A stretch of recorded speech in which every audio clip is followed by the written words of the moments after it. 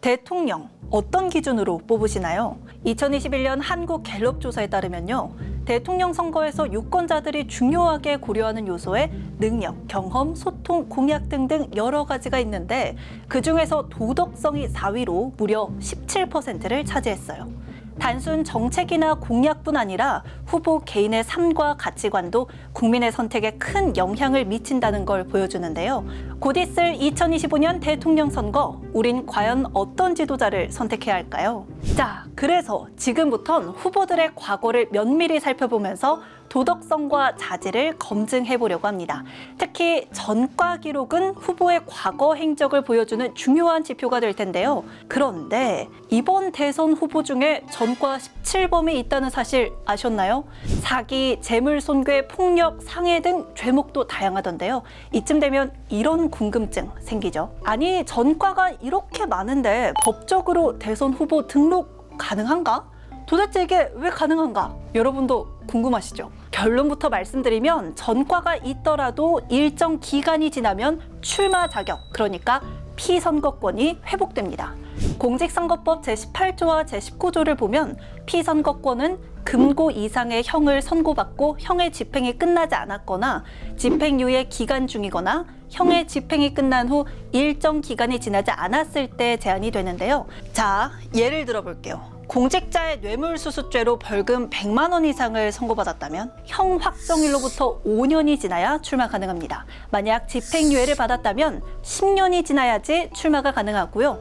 징역형을 선고받았다면 출소 후 10년이 지나야 출마를 할 수 있습니다. 즉, 형이 실효되고 일정 시간이 지나면 중범죄 전과자라도 대통령 선거에 출마를 할 수 있게 되는 거죠. 대신 전과 기록을 후보자 등록 시에 모두 공개합니다. 국민 누구나 확인할 수 있어서 유권자의 판단에 맡기는 구조인 겁니다. 그러면 아무리 큰 죄를 지어도 결국 출마가 가능하다는 거야? 이런 의문이 생기죠. 피선거권이 영구 상실되도록 하는 죄목은 없는 걸까요? 그래서 중앙선거관리위원회에 물어봤더니 공직선거법 제19조에 영구적으로 피선거권을 상실한다는 명시적인 규정은 없다라는 답변을 받았습니다. 전과가 있었다는 이유만으로 피선거권을 박탈한다든지 그러면 안 될 것 같고요. 네. 또 선관위에서 그런 걸 조금 더 이렇게 자세하게 이렇게 알리는 것도 사실은 유권자들의 선택에 도움이 되는 것이니까 많은 정보, 정확한 정보가 알려지는 게 필요하다고 생각이 됩니다. 언론에서도 전과가 어떤 것인지 또 숫자만 그냥 말을 할 것이 아니라 이것이 도대체 어떤 것인지 하는 것을 잘 유권자들한테 전달하는 게 필요하다고 생각이 되네요. 그럼 이제 유권자로서 대선 후보자들의 실제 전과 기록 꼼꼼히 살펴봐야겠죠. 기호 1번 더불어민주당의 이재명 후보는 전과 기록이 3건으로 확인됩니다. 2002년 이재명 후보는 한 PD의 검사 사칭 상황에 깊이 개입해 질문을 유도한 공무원 자격 사칭죄로 유죄 판결을 받았습니다. 그의 조언대로 PD는 전 성남시장에게 전화를 걸어 실제 검사를 사칭해 피의자 신분처럼 통화했습니다. 이 전과는 훗날 공직선거법 위반, 위증교사 사건까지 이어진 핵심 단초가 됐죠. 다음으로는 2004년 공공의료원 설립을 위한 주민 발의가 시의회에서 47초 만에 무산되자 이재명 후보는 본회의 진행을 방해하며 항의했는데요. 이 과정에서 공용 물건을 손상하고 공무집행을 방해한 혐의로 연행돼 벌금형을 받았습니다. 이 사건은 그가 시민운동가에서 정치인으로 나아가게 된 계기가 됐죠. 같은 해인 2004년 5월에는 이 후보가 혈중 알코올 농도 0.158%, 만취 상태로 음주운전을 하다가 적발됐습니다. 당시 면허 취소 수준을 넘는 수치였고요. 150만 원의 벌금형에 약식 명령을 받았는데요. 이 전력은 훗날 대선 경선 과정에서도 큰 논란이 됐습니다. 다음으로 기호 2번, 국민의힘의 김문수 후보 전과 기록 역시 3건인데요. 1986년 김문수 후보는 인천 5.3 민주항쟁을 주도한 혐의로 구속돼 보안사에서 혹독한 고문을 받았습니다. 국가보안법 및 집시법 위반으로 징역 3년을 선고받고 2년 6개월 옥살이 끝에 1988년 광복절 특사로 출소했는데요. 그리고 2019년 김 후보는 공수처법, 선거법 규탄 집회를 주도하며 국회 앞 충돌 사태에 연루됐습니다.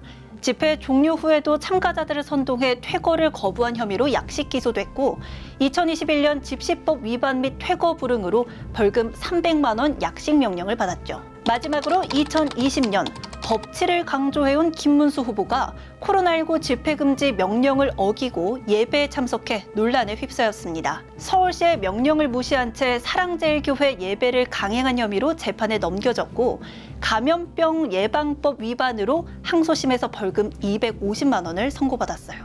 기호 5번 옛 정의당인 민주노동당의 권영국 후보는 업무방해, 특수공무 집행방해, 법정소동 등 4건의 전과 기록이 있는데요. 이 중 대부분이 민주화운동 과정에서 생긴 전과인 걸로 확인이 됩니다. 전과 기록 17건으로 화제를 모은 기호 8번 송진우 후보, 사기, 재물손괴, 폭력, 상해, 근로기준법 위반, 특정경제범죄가중처벌법 등에 관한 법률 위반 등등 전과 이력이 다양합니다.